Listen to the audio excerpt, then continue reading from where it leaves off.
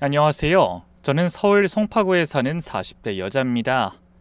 오늘 제가 이렇게 글을 쓰게 된 건 최근에 저한테 일어난 너무나도 충격적인 일 때문입니다. 아직도 그날의 일을 생각하면 식은땀이 줄줄 나고 손까지 떨리는데요. 지금부터 제가 어떤 치욕을 겪었는지 이야기해 드릴게요. 당시 저는 남편과 함께 10살 된 딸을 키우며 평범하게 살고 있었습니다. 하지만 5년 전 저희 친정아버지가 시댁에 3억을 빌린 이후로 저는 집안에서 하찮은 하녀나 다름없는 신세가 되고 말았죠. 사실 저희 친정은 잘나가는 중견 건설회사를 운영하고 있었고 이 때문에 시댁에서도 저를 곱게 봐주셨어요. 그런데 갑작스러운 경기 침체와 함께 거래처들이 줄줄이 부도가 나면서 저희 아버지 회사도 위기에 빠지게 됐죠. 지영아, 아빠가 정말 미안한데 너희 시댁에 얘기해서 어떻게 돈 좀 융통할 수 없을까? 아빠가 진짜 이번 위기만 넘기면 다시 일어설 수 있을 것 같은데. 그날 저는 아버지의 눈물을 처음 보게 되었어요. 그래서 저는 시댁에 조심스럽게 도움을 요청했습니다. 어머님, 저희 아버지 회사가 일시적으로 자금난에 빠져서요. 이런 말씀드리기 정말 죄송하지만 혹시 돈 좀 빌려주실 수 있을까요? 빌려만 주시면 제가 어떻게든 꼭 갚을게요. 뭐? 돈을 빌려달라고? 얼마나 필요한데? 3억 정도면 위기를 넘길 수 있을 것 같아요. 3억? 하, 얘가 이쁘다 이쁘다 해줬더니 아주 간이 배 밖으로 나왔네. 얘, 너 지금 정신이 있는 거니? 3억이 네 집 개 이름이야? 시어머니는 대번에 노발대발하시며 제게 갖은 험한 소리를 늘어놓으셨어요. 하지만 저는 어떻게든 아버지를 도와드리고 싶었고 결국 시아버님과 남편까지 나서서 시어머니를 설득한 끝에 시댁에서 3억을 빌려주셨죠. 그런데 저희 아버지의 회사는 결국 회생하지 못하고 파산하고 말았습니다. 시댁에서 빌린 3억도 갚지 못하게 됐죠. 그날 이후로 저를 대하는 시어머니의 태도는 180도 바뀌었습니다. 3억이면 지방 어디에 아파트라도 한 채 샀을 텐데 거지 같은 네 친정 때문에 다 날렸어. 아우, 재수가 없으려니까 진짜. 더 충격적인 건 남편의 변화였어요. 한때는 저를 사랑한다고 평생 지켜주겠다고 약속했던 남편이 저를 무시하기 시작했죠. 당신 아버지 때문에 우리 집 재산 반이 날아갔어. 당신도 책임 통감하지? 그래서 말인데 앞으로 생활비 줄일 거니까 알아서 허리띠 졸라매고 살아. 그렇게 매달 300만 원씩 받던 생활비가 200만 원으로 그리고 최근엔 100만 원으로 줄었습니다. 여보, 아무리 그래도 그렇지 100만 원으로 어떻게 생활해요? 지우 학원비만 50만 원이 넘는데. 그럼 학원을 줄이면 되잖아. 억울하면 당신 아버지한테 가서 돈 뱉어내라고 하든가. 저는 더 이상 아무 말도 할 수 없었어요. 죄인이 무슨 말을 하겠어요.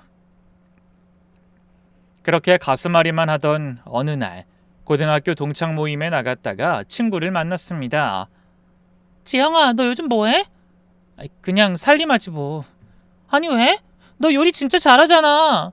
그 실력 놀리지 말고 뭐라도 해봐. 요즘 가사 도우미 시급 좋다던데? 넌 요리도 잘하니까 돈도 더 받을 수 있을 거야. 친구의 말에 솔깃해진 저는 집에 돌아와서 바로 가사 도우미에 대해 검색해봤습니다. 시급이 생각보다 괜찮더군요. 한 달만 해보자. 지우 학원비라도 벌 수 있잖아. 그렇게 저는 남편과 시어머니 몰래 가사 도우미 일을 해보기로 결심했습니다. 멀쩡히 대학까지 나온 여자가 남의 집 청소를 한다고 하면 남편과 시어머니가 대번에 집안 망신이다 뭐다 난리를 칠 게 뻔했으니까요. 남편을 출근시킨 뒤 비밀리에 일자리를 알아보고 며칠 후 저는 첫 출근을 하게 됐죠. 그곳에서 제 인생을 완전히 뒤바꿔 놓을 충격적인 진실을 마주하게 될 줄은 꿈에도 모른 채 말입니다. 첫 출근 날 아침, 남편을 먼저 출근시킨 뒤 저도 부랴부랴 가사 도우미 소개로 사장님이 알려준 주소를 찾아갔습니다. 그 아파트는 한 채 50억을 호가하는 부촌이었죠. 제 구역 모닝은 주차하기도 참 황송한 그런 곳이었어요. 그런데 문득 지하 주차장에서 눈에 익은 차가 한 대 보이더군요. 어? 저 차 우리 남편 차랑 똑같네? 검은색 제네시스, 심지어 번호판까지 남편 차와 똑같았죠. 이 시간엔 회사에 가 있어야 할 사람의 차가 대체 왜 여기에 있는 것인지 왠지 모를 불길한 예감에 저는 휴대폰을 꺼내 남편에게 전화를 걸었습니다. 여보, 지금 어디야? 어디긴 회사에 있지. 바쁜데 전화하지 마. 남편은 벌컥 짜증을 내더니 곧바로 전화를 끊어버리더군요.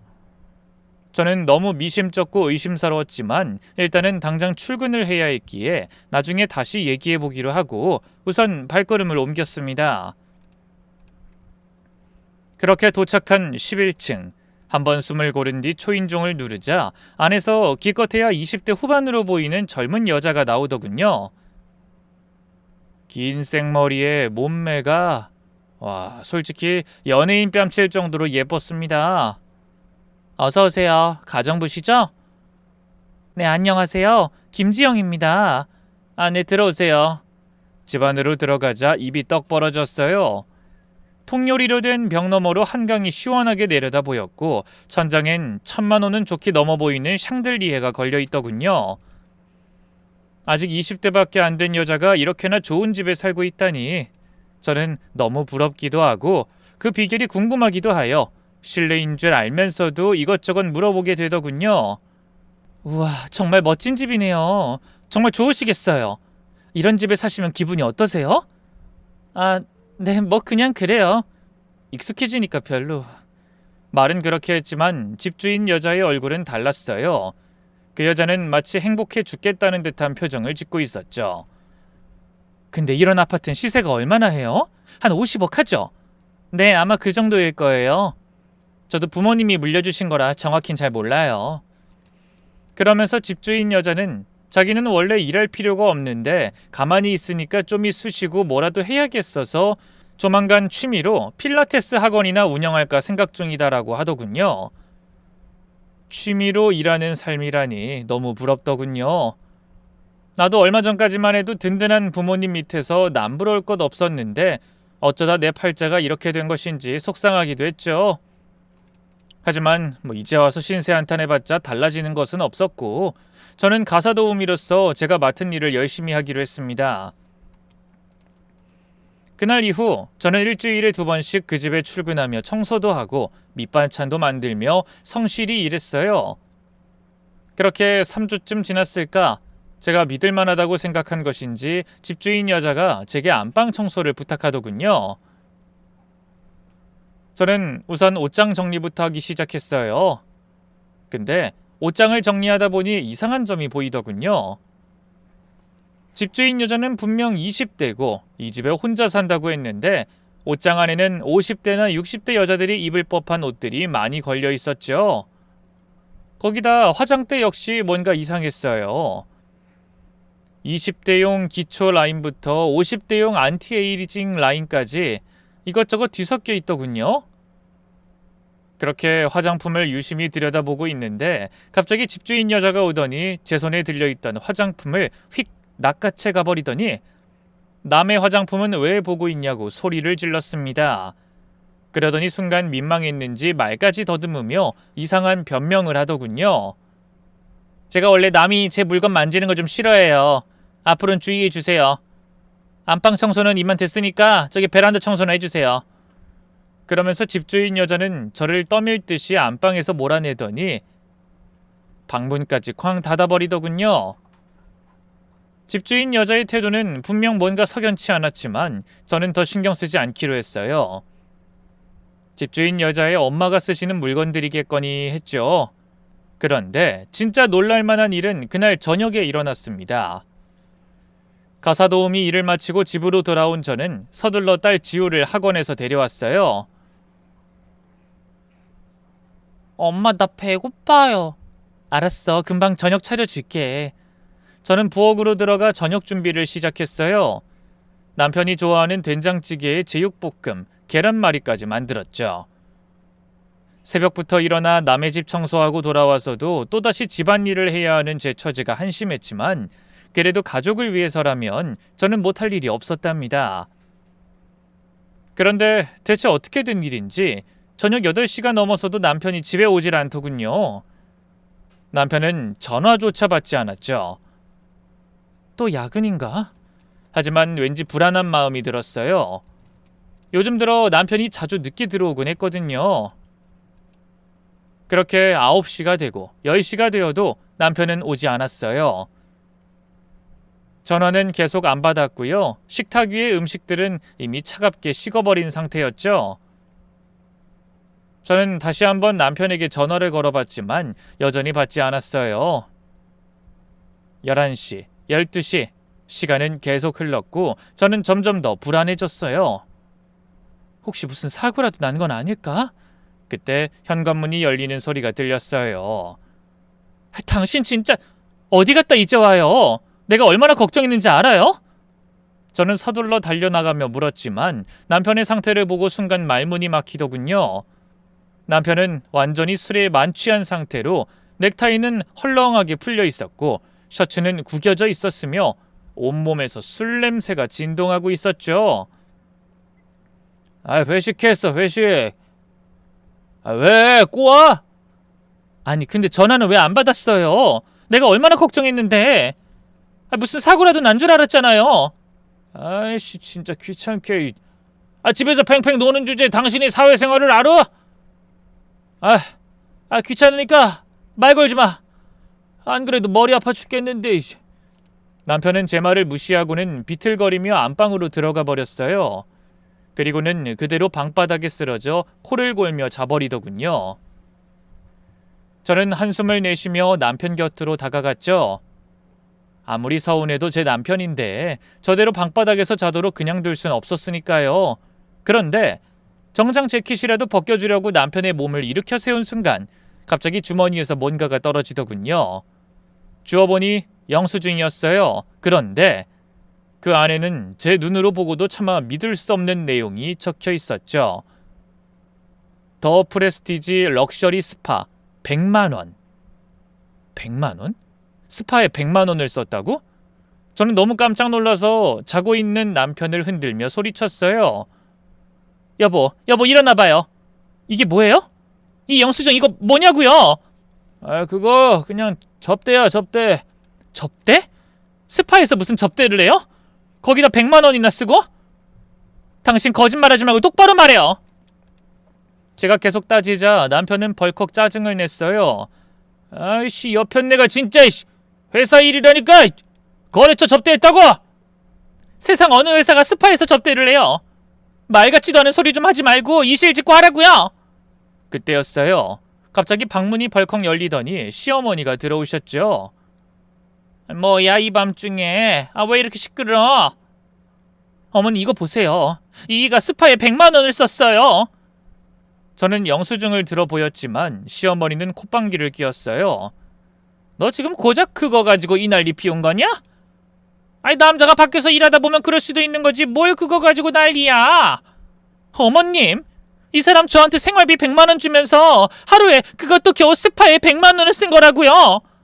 제가 화 안 나게 생겼어요? 그러자 시어머니는 저를 향해 손가락질까지 하면서 오히려 저를 몰아세우더군요.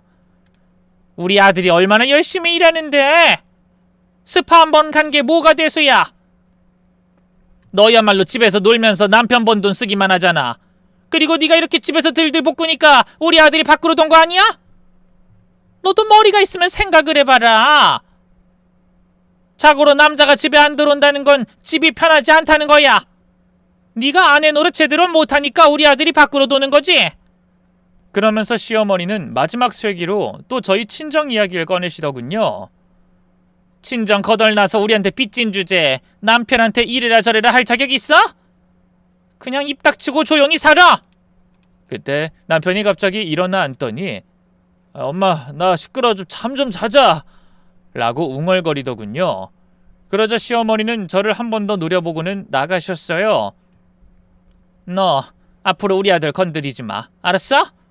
문이 쾅 닫히고 저는 그 자리에 주저앉았어요. 영수증을 쥔 손이 부들부들 떨렸죠. 하지만 제가 할 수 있는 일은 더 이상 아무것도 없었죠. 결국 저는 무거운 마음으로 영수증을 서랍에 넣어둘 수밖에 없었습니다. 그날 이후 저를 대하는 남편의 태도는 눈에 띄게 달라졌어요. 야, 봐! 아침 식탁에서 남편이 반찬을 집어던지듯 말했어요. 예전엔 그래도 여보 밥 좀 줘 라고 했는데 이젠 반말에 명령조였죠. 김치 맛이 뭐 이따위야. 야, 너 이거 제대로 담근 거 맞아? 미안해요. 다시 담글게요. 미안하면 처음부터 제대로 하지. 집에서 놀면서 이것도 못해? 스파 영수증을 보고도 제가 아무 말 못하는 걸 본 이후로 남편은 저를 완전히 무시하기 시작했어요. 마치 너는 나한테 뭐라 할 자격도 없어라고 말하는 것 같았죠. 오늘도 늦을 거니까 저녁 차려놓지 마. 또 회식이에요? 왜? 뭐 할 말 있어? 남편의 차가운 눈빛에 저는 고개를 숙일 수밖에 없었어요. 남편이 이럴수록 저는 경제력을 가져야 한다는 생각이 들기 시작했죠. 돈이 있어야 해. 경제력이 없으니까 이렇게 무시당하는 거야. 저는 그날부터 가사 도우미 일을 더 열심히 하기 시작했어요. 최소한 제 수중에 어느 정도 돈이 있어야 이렇게 무시당하지 않을 테니까요. 그러던 어느 날 청소를 마치고 정리를 하는데 집주인 여자가 다가왔어요. 아주머니, 혹시 이번 주말에 시간 되세요? 네? 무슨 일이신데요? 사실 이번 주말에 제 예비 시부모님이 오시기로 했거든요. 점심 식사를 대접해야 하는데 제가 요리를 잘 못해서요. 그런데 예비 시어머니가 입맛이 되게 까다로우시대요. 한식을 좋아하신다고 하는데 혹시 아주머니가 요리 좀 해주실 수 있을까요? 일당은 2배로 드릴게요. 보너스도 드리고요. 네? 제발 부탁드려요. 주인집 여자의 간절한 눈빛에 저는 고개를 끄덕였어요. 마침 저도 돈이 필요했으니 잘된 일이라고 생각했죠. 토요일 아침, 저는 일찍 일어나 주인집 여자의 집으로 향했어요. 남편에게는 친정에 간다고 거짓말을 했죠. 어차피 남편은 제가 어딜 가든 관심도 없었으니까요. 우선 마트에 들러 갈비찜, 잡채, 전 종류, 나물 반찬들 재료를 사고 곧바로 요리를 시작했어요. 4시간 동안 정신없이 요리를 하고 나니 어느새 근사한 한정식 상차림이 완성됐죠. 그런데 집주인 여자는 제게 고맙다는 말은커녕 손님들이 오신 동안 작은 방에 좀 들어가 있으라고 하더군요. 네? 방에요? 예비 시부모님께 제가 요리한 척 하고 싶어서요. 처음부터 요리 못한다고 하면 안 좋게 보실 것 같아서. 이해하시죠? 알겠습니다. 뭐 그럴 수 있다고 생각했어요. 예비씨 댁에 잘 보이고 싶은 마음이야 이해가 갔으니까요. 복도 끝에 작은 방에 계시면 돼요. 끝나면 제가 부를게요. 그렇게 저는 작은 방으로 들어갔어요. 방문을 닫고 바닥에 앉아 휴대폰을 꺼냈죠. 저는 손님들이 가시길 기다리는 동안 가사도우미 관련 사이트나 검색하며 시간을 보내기로 했습니다. 그때였어요. 현관 초인종이 울리더니 집주인 여자의 밝은 목소리가 들려오더군요. 어서 오세요. 기다리고 있었어요. 아이고 우리 예쁜 며느라기. 어머 근데 집이 정말 좋구나. 우리 아들이 복을 타고 났네. 엄마 호들갑 좀 떨지 마세요. 우리 민정이 놀래. 순간 저는 그 목소리에 숨이 멎는 것만 같았어요. 이건 분명히 제 남편의 목소리였거든요. 저는 다리에 힘이 풀려 그 자리에 주저앉고 말았어요. 이게 무슨 일이야? 왜 남편이 여기에 있어? 저는 문 뒤에 바짝 붙어 그들의 대화를 들었어요. 민정아, 요리 솜씨가 정말 훌륭하구나. 어머님이 좋아하시니 다행이에요. 아유, 우리 아들이 처음부터 너랑 결혼했으면 얼마나 좋니? 지우애미는 하나부터 10까지 어쩜 그렇게 마음에 드는 구석이 없는지. 글쎄, 그 집 부모가 우리한테 3억이나 빚을 졌다니까? 그래서 우리 아들이 고생이야. 돈 못 버는 마누라 먹여 살리느라. 엄마 그만하세요. 민정씨 앞에서. 아니야, 민정이도 알아야지. 우리 아들이 얼마나 불쌍한 처진지. 민정아, 앞으로 네가 우리 아들 잘 챙겨줄 거지? 그럼요 어머님. 제가 오빠 옆에서 내줘야 잘할게요. 그때 시아버지가 끼어들었어요. 근데 이혼은 언제 할 거냐? 최대한 빨리 하려고요. 이미 변호사도 알아봤어요. 그래 잘 생각했다. 민정이 같은 좋은 여자 만났는데 빨리 정리해야지. 시아버지의 말에 이어 시어머니의 목소리가 들렸어요. 참 민정아, 혹시 아기는 좋아하니? 우리가 손주를 빨리 보고 싶어서. 네 어머님, 저도 아기 갖고 싶어요. 오빠랑 얘기해봤는데 내년 가을쯤이면 어떨까 해요. 어머, 딱 좋구나. 지금 며느린 딸 하나 낳고 끝이라서 우리가 얼마나 서운했는지 몰라. 그 말에 저는 더 이상 참을 수가 없었어요. 제 딸 지우를 무시하는 말까지 들으니 정말 폭발할 것 같았죠. 결국 저는 방문을 열고 부엌을 향해 걸어가기 시작했어요. 맘 같아서는 당장 다 뒤집어 엎어버릴 생각이었죠. 하지만 막상 부엌 입구에 다다르자 발이 떨어지질 않더군요. 부엌 너머에서 남편의 행복해 죽겠다는 웃음소리가 들려왔거든요. 10년 동안 저는 한 번도 들어보지 못한 그런 웃음소리였어요. 결국 저는 그 자리에서 돌아서고 말았습니다. 그리고는 조용히 저들이 눈치채지 못하게 다시 방으로 돌아왔죠. 방문을 닫는 순간 참았던 눈물이 폭포수처럼 쏟아졌어요. 10년. 제가 남편과 함께한 10년이 한순간에 무너져 내리는 기분이었죠.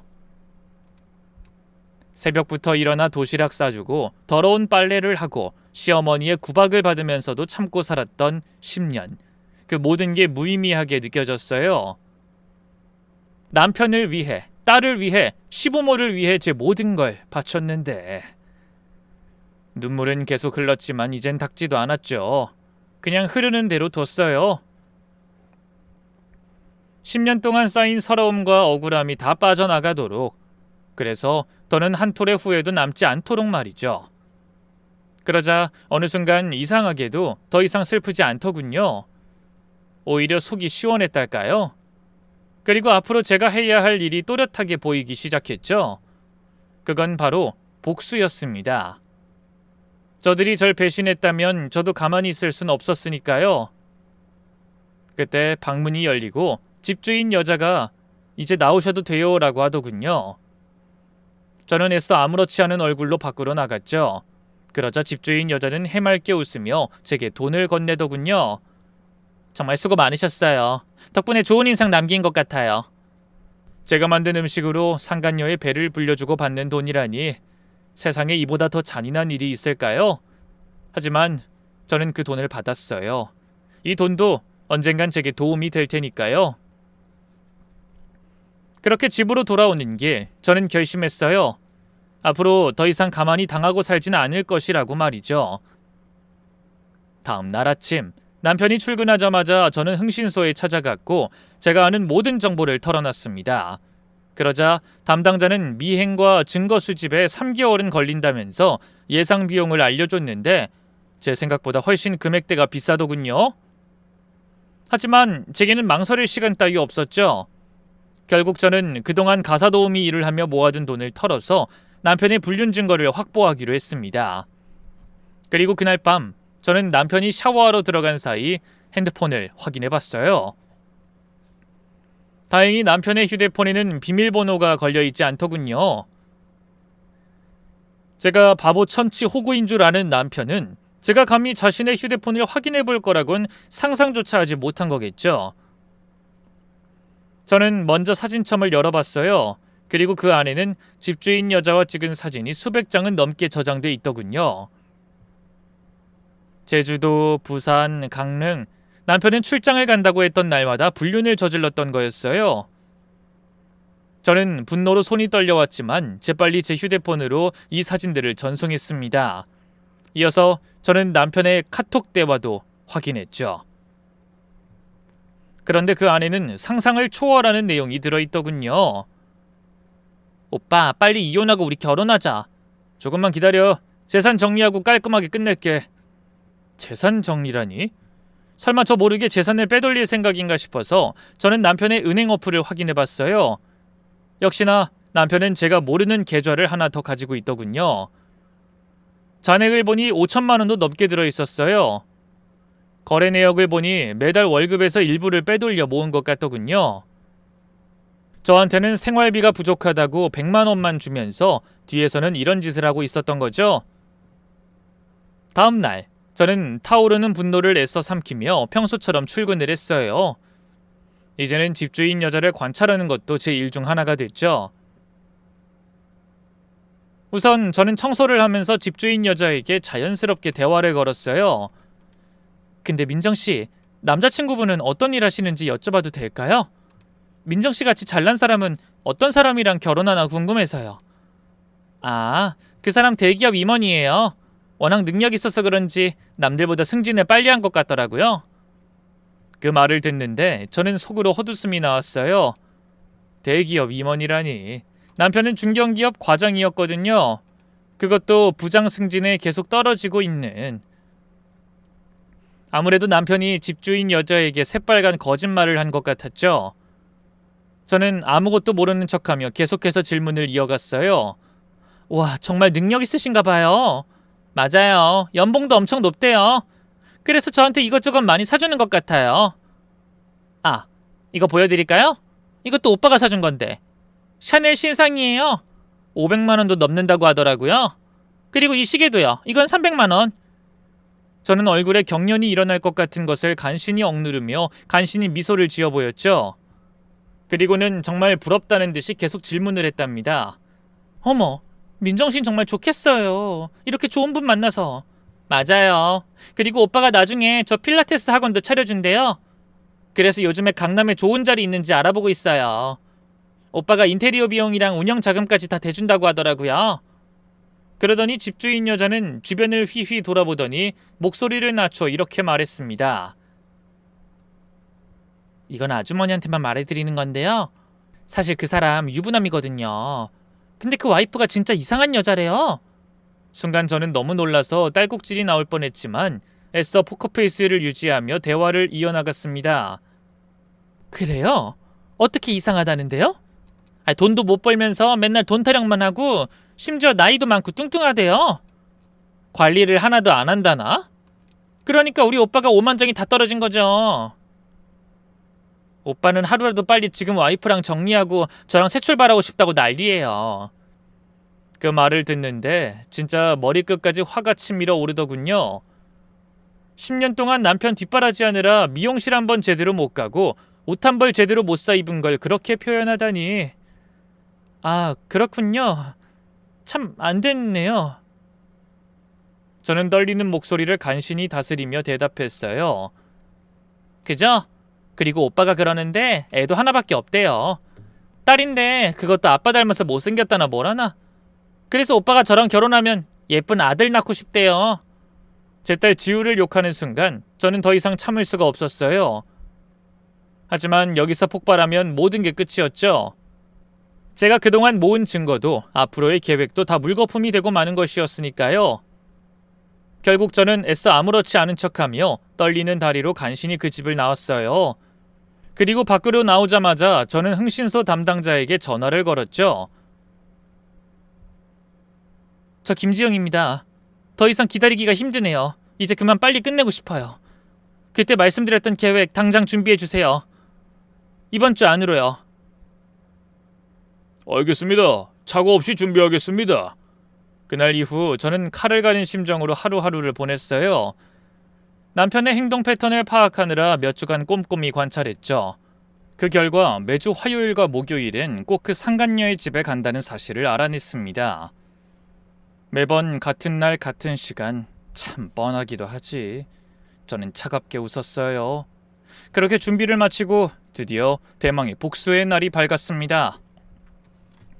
목요일 저녁 6시, 남편은 제게 전화를 걸어 또 그 뻔한 거짓말을 늘어놓기 시작했죠.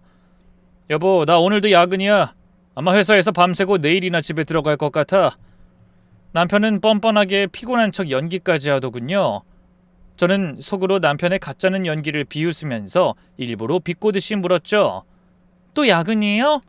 요즘 계속 야근만 하네요. 아니 근데 그 회사는 당신만 일해요? 다른 직원들은 뭐하고? 그러자 남편은 짜증 섞인 목소리로 제게 소리를 질러대더군요. 당신이 회사 생활에 대해 뭘 안다고 참견이야? 집에만 있으면서 내가 얼마나 힘들게 일하는지 알기나 해? 그 말에 저는 주먹을 꽉 쥐었지만 애써 미소를 지으며 말했어요. 알겠어요. 너무 무리하지 말고 쉬엄쉬엄 해요. 그래, 기다리지 말고 먼저 자. 남편은 그렇게 말하고는 서둘러 전화를 끊었어요. 그와 동시에 저는 재빨리 움직였습니다. 우선 휴대폰으로 남편의 위치를 확인했습니다. 역시나 예상대로 상간녀의 아파트로 향하고 있더군요. 저는 지름길로 택시를 타고 먼저 그곳으로 향했어요. 오늘 모든 걸 끝낸다. 저는 그렇게 다짐했죠. 잠시 후 저는 마침내 상간녀의 아파트 단지에 도착했습니다.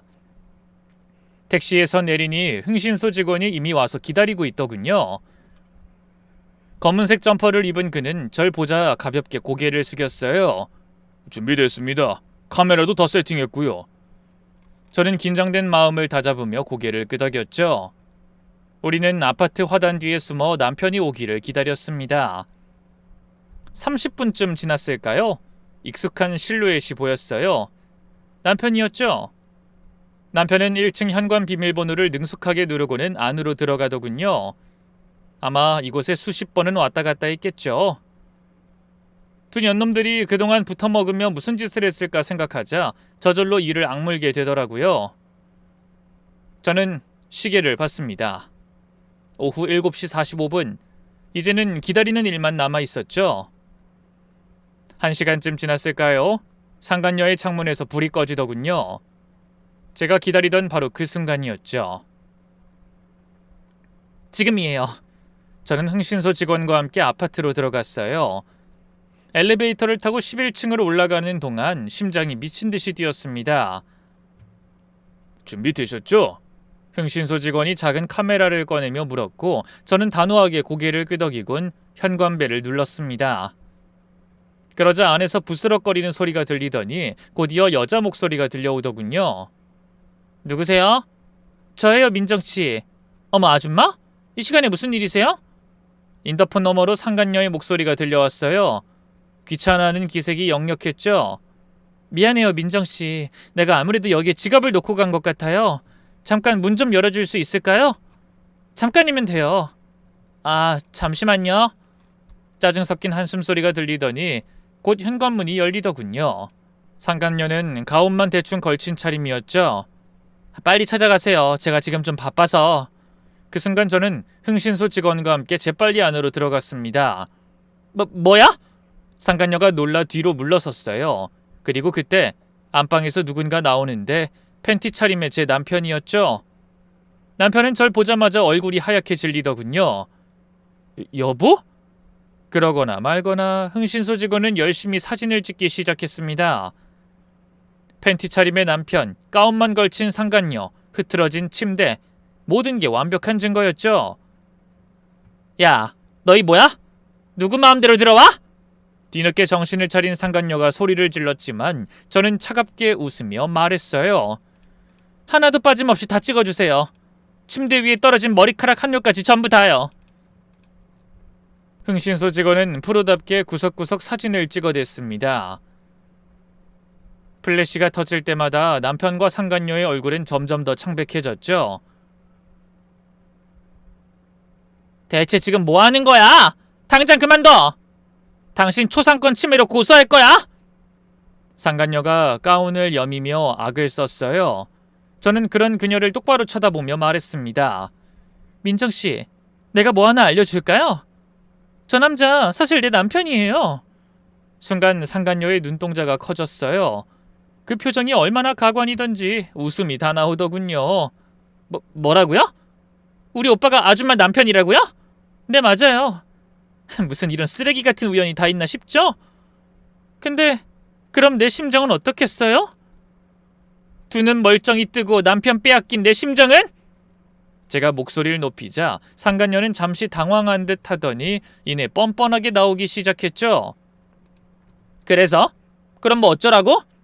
아줌마가 여자로서 매력이 없으니까 오빠가 나한테 온 거지. 그러더니 갑자기 불쌍한 척을 하며 남편 뒤로 숨더니 징징거리기 시작했어요. 오빠, 나 이 여자 너무 무서워. 미저리 같아. 다 알면서 가정부인 척 우리 집에 접근한 거 아니야? 완전 또라이잖아. 상간녀의 적반하장에 저는 할 말을 잃었어요. 그런데 더 황당한 건 남편의 반응이었죠.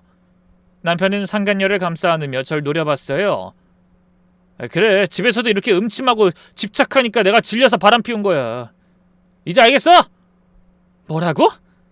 내가 음침하고 집착한다고? 그러는 당신은 그렇게 잘나서 뒤에서 마누라 욕하고 하다못해 하나뿐인 딸까지 욕하고 다녔어? 당신은 아빠 자격도 없어! 제가 분노에 차서 소리치자 남편의 얼굴이 일그러졌어요. 그리고는 순간적으로 손을 들어 제 뺨을 후려쳤습니다. 짝! 따귀를 맞은 충격에 고개가 돌아갔어요. 뺨이 화끈거렸지만 저는 눈물 따윈 흘리지 않았습니다. 대신 곧바로 상간녀에게 다가가 그녀의 뺨을 있는 힘껏 갈겼어요. 짝! 그러자 상간녀가 욕설을 퍼부으며 절 밀치더군요. 저는 비틀거렸지만 다시 일어서며 외쳤습니다. 나도 이제 당하고만 있지 않아! 너희가 날 뭘로 보는진 몰라도 난 더 이상 그냥 당하지 않을 거야! 그러자 상간녀가 갑자기 제 머리채를 움켜잡았어요. 저도 지지 않고 그녀의 긴 머리를 있는 힘껏 잡아당겼죠. 그렇게 우리는 서로의 머리채를 잡고 몸싸움을 시작했어요. 두피는 다 뜯겨나갈 것 같고 제 옷도 여기저기 찢어지고 늘어났지만 저는 절대로 멈추지 않았습니다. 너 이 미친년아! 네가 먼저 나. 남의 남편 건드린 상간녀 주제! 흥신소 직원은 당황한 듯 저를 말렸지만 전 이미 이성을 잃은 상태였죠. 그런데 정말 어이없게도 남편은 저는 신경도 쓰지 않은 채 오히려 상간녀를 보호하려고 했어요.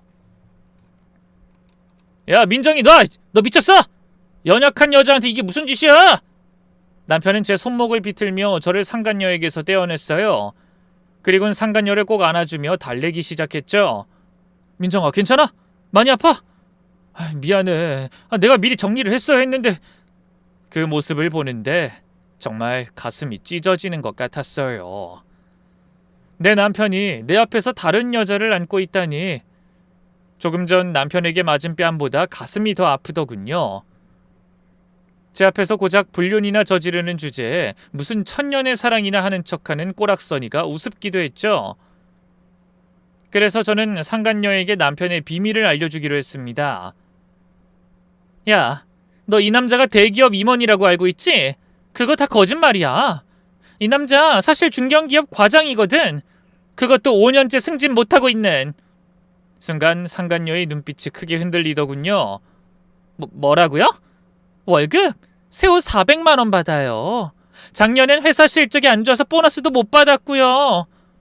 그 돈으로 당신한테 명품백 사주고 호텔 데이트하느라 우리 생활비까지 뺏어 쓴 건 알아요? 거짓말. 오빠, 저 여자 말 진짜야? 아니지? 남편은 당황한 기색이 역력했지만 이내 뻔뻔한 표정을 지으며 말했어요. 민정아, 저 여자 말 믿지 마. 저거 다 거짓말이야. 우리한테 질투가 나서 머리가 횟가닥 돌아버렸나 봐. 그러더니 남편은 오히려 저를 손가락질하며 목소리를 높였어요. 이 여자가 원래 이래. 망상이 심해서 자기가 지어낸 이야기를 진짜인 것처럼 믿어. 그리고 이 여자 허언증도 있어서 자기만 불쌍한 피해자인 척하면서 남을 모함하는 게 취미야. 그래서 내가 못 살겠다고 한 거고. 그러자 상간녀도 그 말을 거들며 그렇지? 저 여자가 미친 소리 한 거지? 그럼 그렇지. 우리 오빠가 나한테 거짓말할 리 없지 라고 하더군요. 두 사람이 주거니 받거니 하며 저를 정신병자 취급하는 모습을 보니 정말 한 쌍의 바퀴벌레 같다는 생각이 들더군요. 저는 한숨을 푹 쉬었어요. 더 이상 이들과 말을 섞을 가치조차 느껴지지 않았습니다. 그래요. 뭐 믿고 싶은 대로 믿으세요. 그 말을 끝으로 저는 그 아파트를 빠져나왔어요. 그런데 엘리베이터 안 거울에 비친 제 모습은 정말이지 처참하더군요.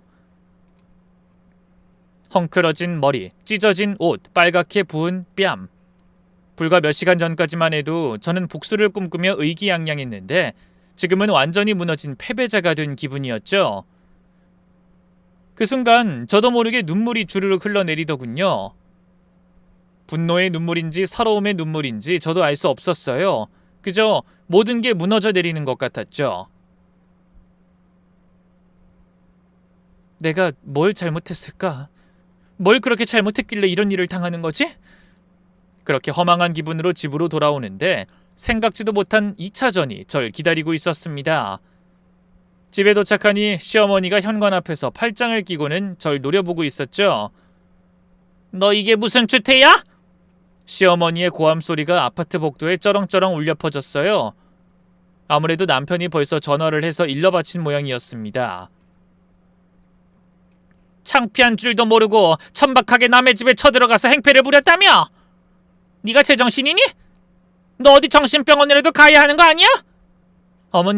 어머님도 다 아시잖아요. 그 이가 바람 피운 거. 근데 어떻게 저한테 그렇게 말씀하실 수 있어요? 같은 여자끼리 그래도 제 편 들어주셔야 하는 것 아닌가요? 닥쳐! 네가 아내 역할 제대로 했으면 우리 아들이 왜 밖을 돌아다니겠어?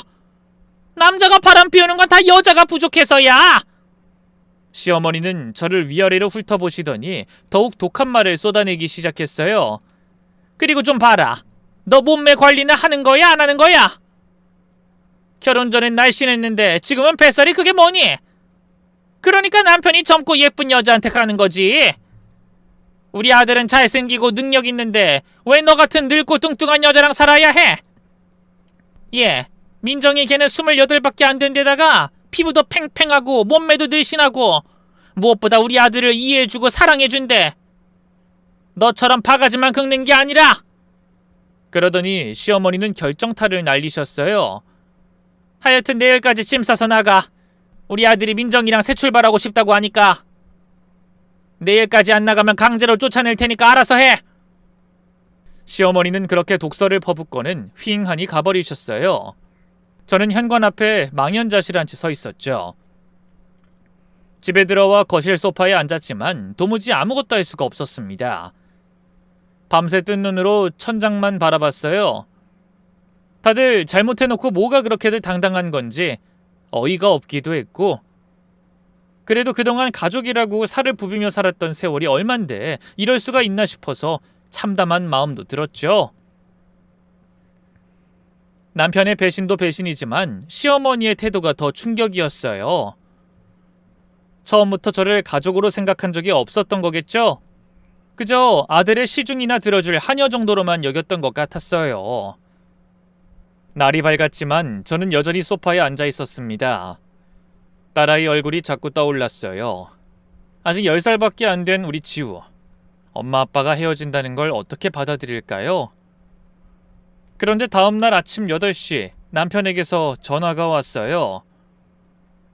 지금 민정이 집으로 와. 할 말 있어.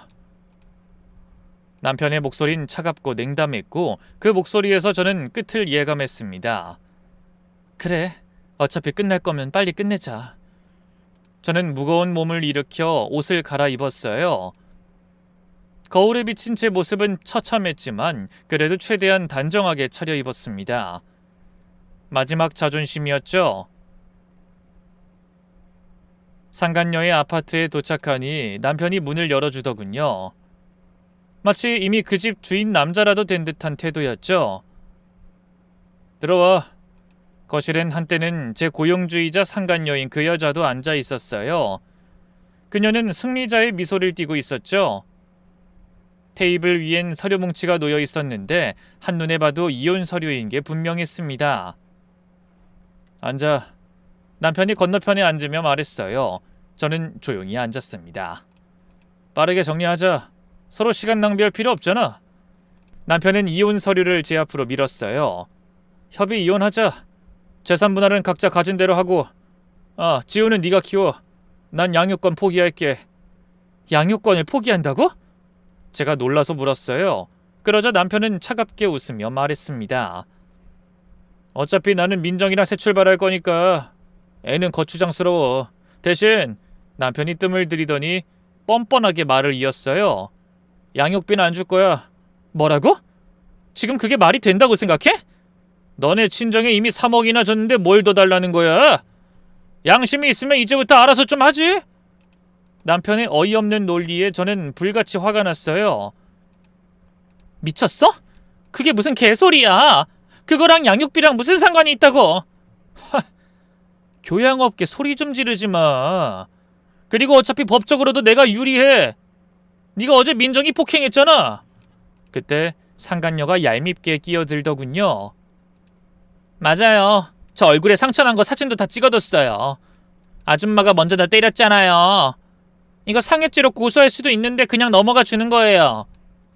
상간녀의 도발에 저는 이를 악물었어요. 그래, 좋아. 그럼 나도 하나 알려줄게. 난 이혼 안 해줄 거야. 죽어도 안 해줘. 너희가 아이 낳으면 호적도 없는 사생아로 만들어줄게. 어디 평생 불륜녀로 살아봐. 이 미친... 남편이 벌떡 일어났어요. 네가 뭔데 내 인생을 망쳐? 당장 여기 서명해! 싫어! 당신이 먼저 배신했잖아. 근데 뭘 잘했다고 먼저 이혼하자는 말을 입에 담아? 그럼 소송할 거야. 야, 그리고 어차피 네가 불리해.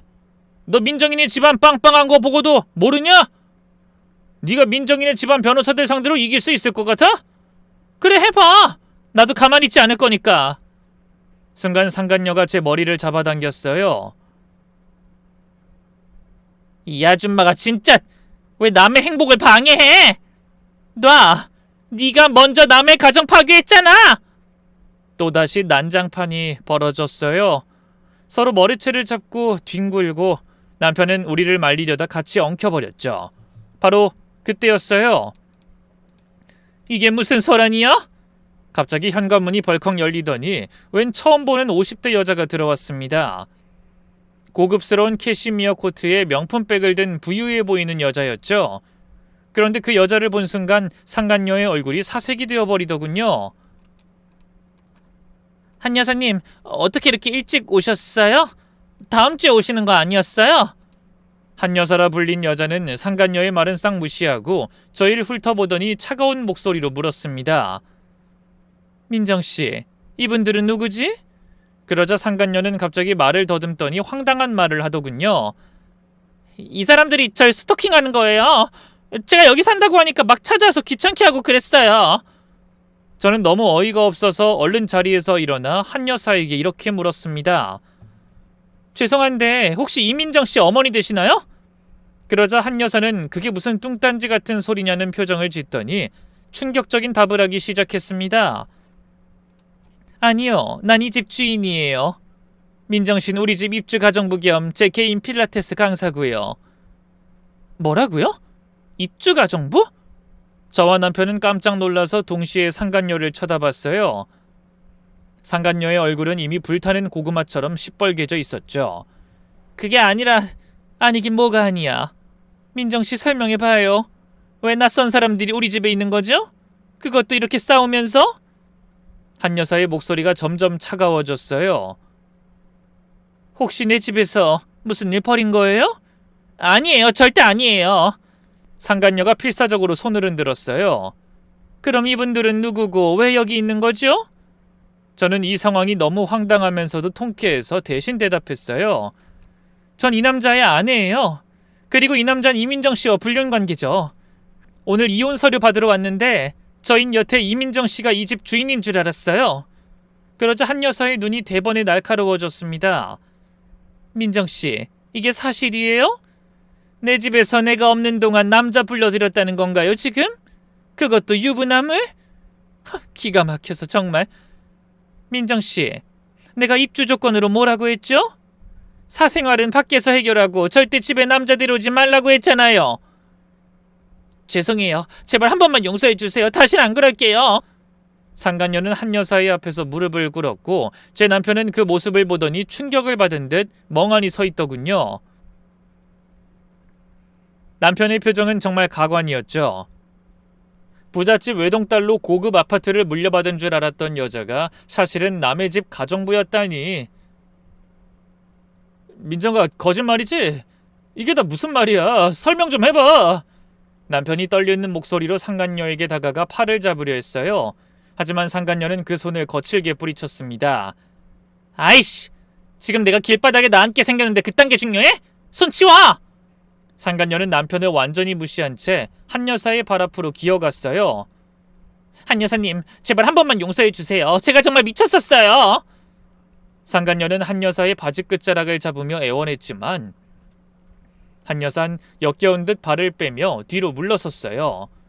그러면서 한 여사는 단호한 목소리로 이렇게 말하더군요. 민정 씨는 오늘부로 해고예요. 짐 싸서 당장 내 집에서 나가요. 한 여사님, 제발! 얼른 나가요. 경찰 부르기 전에. 하지만 상간녀는 끝내 일어나지 않고 거머리처럼 바닥에 엎드린 채 끈질기게 버텼어요. 안 나갈 거예요. 절대 안 나가요. 여기가 제 집인데 제가 어딜 가요? 못 가요. 안 가요, 절대. 그러자 한 여사는 한숨을 푹 쉬더니 휴대폰을 꺼냈어요. 여보세요? 경찰서죠? 지금 제 집에 불법 침입자들이 있는데요. 한 여사는 차분하게 주소를 불러주며 신고를 마쳤어요. 잠시 후 경찰 2명이 도착했고 한 여사가 상황을 설명하자 경찰은 고개를 끄덕이더니 상간녀에게 다가갔어요. 일어나세요. 집주인이 나가라는데 이렇게 버티시면 안 됩니다. 계속 이렇게 버티시면 공무집행방해로 체포할 수밖에 없습니다.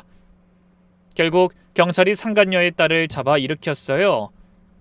상간녀는 울고불고 발버둥치며 저항했지만 아무 소용없었죠.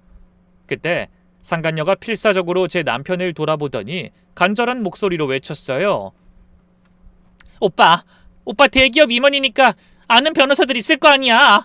전화해서 어떻게 좀 해달라고 해. 법무팀이든 누구든 연락해봐. 저는 그 말을 듣고 어이가 없어서 피식 웃음이 나왔어요.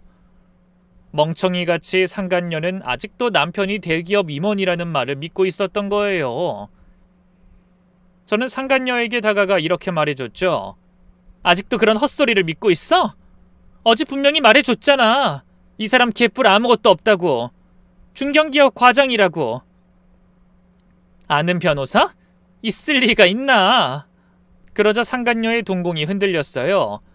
거짓말이야. 오빠 맞지? 네가 S그룹 이사 맞잖아. 남편은 얼굴이 빨개지더니 고개를 푹 숙였어요. 그러자 상간녀의 얼굴이 절망으로 일그러지더군요. 설마 진짜 다 거짓말이었어? 벤츠도, 회사도, 직업도? 남편은 끝내 대답하지 못했어요. 아니, 대답할 필요도 없었죠. 그의 침묵이 모든 걸 말해주고 있었으니까요. 미친, 나 완전 사기당한 거야? 나! 혼인빙자 간음죄로 고소할 줄 알아! 상간녀는 경찰에게 끌려가면서도 계속 남편에게 저주를 퍼부었어요. 그러자 남편도 짜증이 났는지 너도 나한테 거짓말하지 않았냐며 너야말로 사기꾼이야 라고 고래고래 소리를 지르더군요. 진정하세요. 둘 다 조용히 하고 나가세요. 경찰들은 난동을 부리는 두 사람을 끌고 엘리베이터로 향했어요. 저는 그 모습을 보며 속으로 쾌재를 불렀습니다. 드디어 인과응보, 죗값을 치르는구나. 거짓말로 시작된 관계는 결국 거짓말로 끝나는 법이죠. 서로를 속이고 저를 배신했던 두 사람이 이제는 서로를 원망하며 싸우고 있으니 이보다 통쾌한 일이 또 있을까요? 물론 아직 갈 길은 멀어요.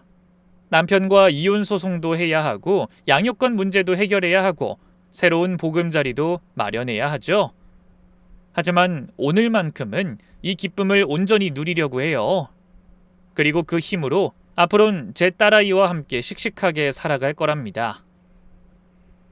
앞으로 제가 이 험난한 이혼 과정을 잘 헤쳐나갈 수 있도록 여러분의 따뜻한 응원과 격려를 부탁드려요.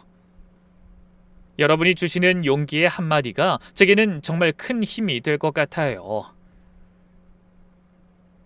다음에는 더 좋은 소식으로 찾아뵙길 바라며 이만 인사드릴게요.